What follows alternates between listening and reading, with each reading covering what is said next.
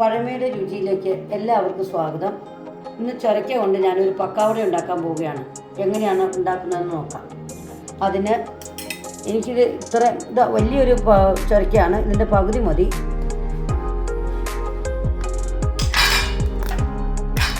ഇത് ഇതുപോലെ തൊണ്ട് കളഞ്ഞെടുക്കണം.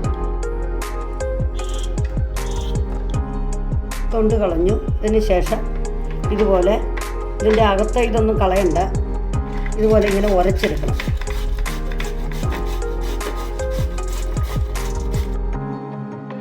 ഞാനിതെല്ലാം ഉരച്ചെടുത്ത് വെച്ചു. എന്നിട്ട് ചെറുതായിട്ടൊന്ന് പിഴിഞ്ഞ് വെള്ളം മാറ്റി വെച്ചിട്ടുണ്ട്.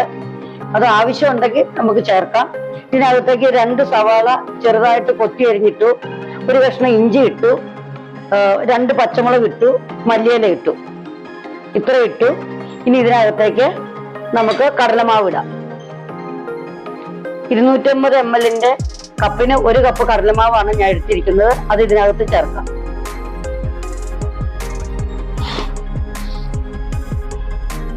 രണ്ട് ടേബിൾ സ്പൂൺ റവയും കൂടെ ചേർക്കുവാണ്. റവ ചേർക്കുമ്പോൾ നല്ല ക്രിസ്പിനെസ് കിട്ടും. പാകത്തിന് ഉപ്പ്, 1 ടീസ്പൂൺ ചില്ലി ഫ്ലേക്സും കൂടെ ഇടുക, ഇടിച്ച മുളക്.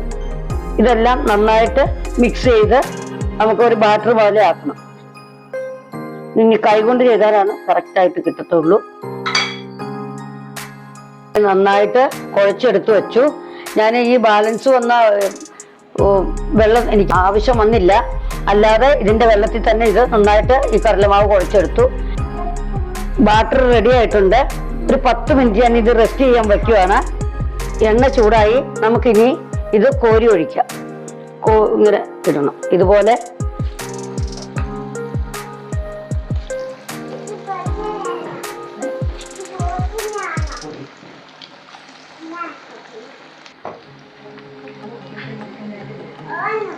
ഒരു വശം മൂത്ത് കഴിയുമ്പോൾ നമുക്കിത് മറിച്ചിടണം.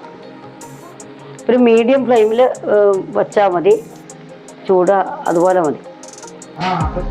ബ്രൗൺ കളറായി. ഇനി നമുക്കിത് കോരിയെടുക്കാം.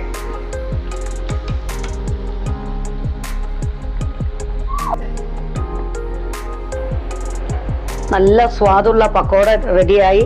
നിങ്ങളും ഇതുപോലെ ഉണ്ടാക്കി നോക്കണം. എൻ്റെ ചാനൽ നിങ്ങൾക്ക് ഇഷ്ടപ്പെടുവാണെങ്കിൽ ലൈക്ക് ചെയ്യാനും ഷെയർ ചെയ്യാനും, സബ്സ്ക്രൈബ് ചെയ്യാത്തവരാണെങ്കിൽ സബ്സ്ക്രൈബ് ചെയ്യാനും മറക്കരുത്. Okay, by.